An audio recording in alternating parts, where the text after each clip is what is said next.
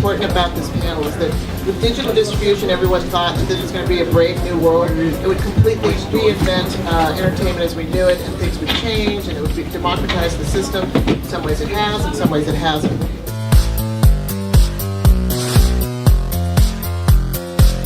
And I am here. Woo! Don't stop rolling. This is the infamous Isaiah Washington. That's huge. Like he said, that's huge. Yes, how did you get Will Packer on board?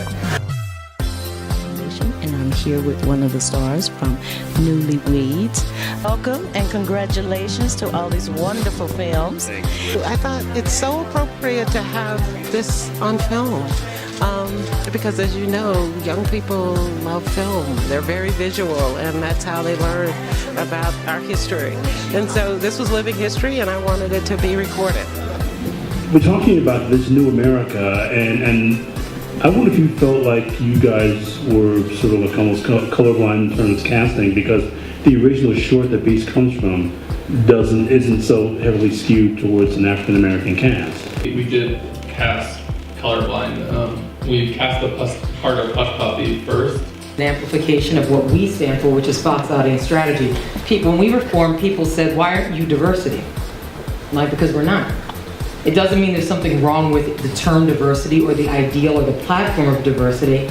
It's simply that if we, as a culture, are moving forward this conversation around a new America, not a post-racial America, etc. And I was hoping that the conversation would not devolve into a dichotomy, a split and argument between African American and Black. A lot of African American films, you know, the marketing dollars are limited because instead of getting a billboard on Sunset, you're going to get a billboard on Crenshaw. You're going to get a billboard in Brooklyn and not in Times Square. And I don't reject that. I don't think that's wrong. I don't want to be, when I make my films, I'm like, let's hit the core, and then if we break out, let's icing on the cake. My own opinion. So sometimes we say a film is black, or music is black, or a magazine is black. You're offending people.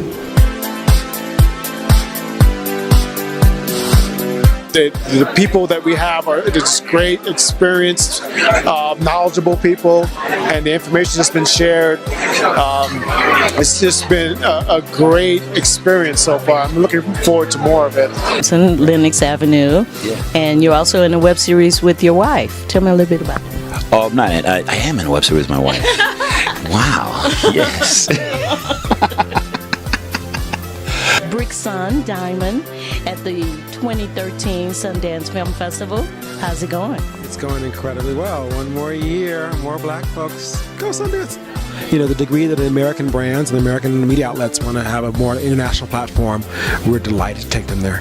My hero. I just want to state that for the record. He's my hero. I'm here at Sundance because of him. Thank you very much. That's all I have to say. We'll see you after your panel. But I'm proud of the film that I've made and the people that are going to see him. So I don't shy away from that at all. But you have to be very, very careful because labels have such power. And so you have to be so careful when you buy into and allow the institution to buy into the labels, because what it really means, if I then stand up and say I'm a black filmmaker and I make black films, is that I will get no foreign dollars for my film. That's what it means. It means that my budget will be a fraction of my fellow counterpart because of who I'm saying the audience for my film is. I thought not only was he a good speaker, but just the whole thing was well done. I mean, he was beyond. I mean, he's just so alive on stage, and I thought he was more than informative. He was funny, he was casual, conversational. When I read the script, I knew that I really wanted to be a part of it. And the thing about it was that I had to convince this guy because he was looking for a chubbier person, and he was just looking for a different dude. I thought the panel was fantastic. I really did. Is that something that you have any experience with, or what did you have to draw from? I don't have a direct experience with it. I've always had a strong empathy towards a lot of African women's stories because I'm a Zimbabwean American and spent most of my formative years on the continent and write plays about women of the continent. So I'm always very keen to storytell from that perspective. What is it that really set him over? Dan himself and just said, you know what, I'm going to fight back. I'm going to hit back. And he put this diabolical plan together to hit back. Whatever he thought was the most corrosive thing that have happened to him. Obviously, it's insane. Okay? Monetize your passion, whatever that is. Yeah. Whatever that is. It'll never feel like work. Yeah. Whatever that is. Stop going for whoever were successful in this, that, the other. What is that one or two things that you would do for free? You know, what is it? What is your passion? I am Algerita with the Blackhouse Foundation, and I'm here with Carol Ann Shine, the co-founder of the Blackhouse Foundation.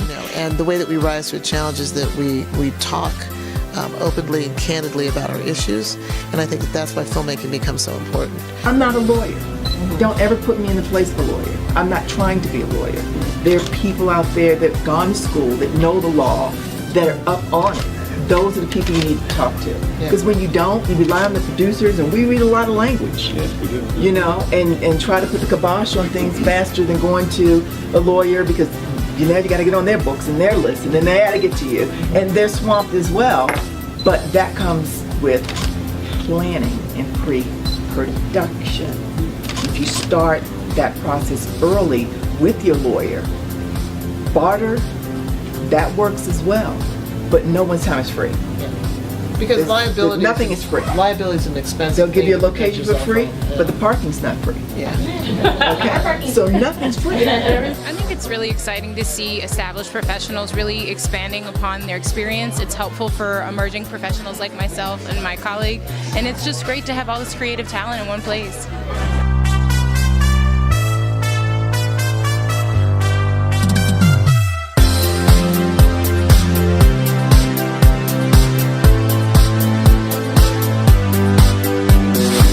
This industry does support us, and that's the kind of things you need to do. Globalization has changed the game.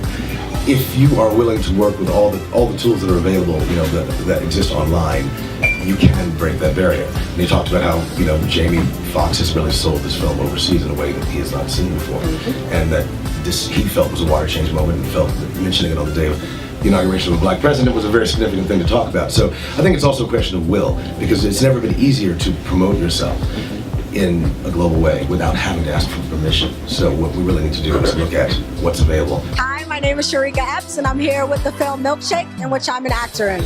Hi, I'm Danai Gurira, and this is Blackhouse, where black films live. This is Dorian Missick. I'm at the Blackhouse, where black film lives. Blackhouse, where black film lives. You know, Blackhouse does it once again, Sundance 2013.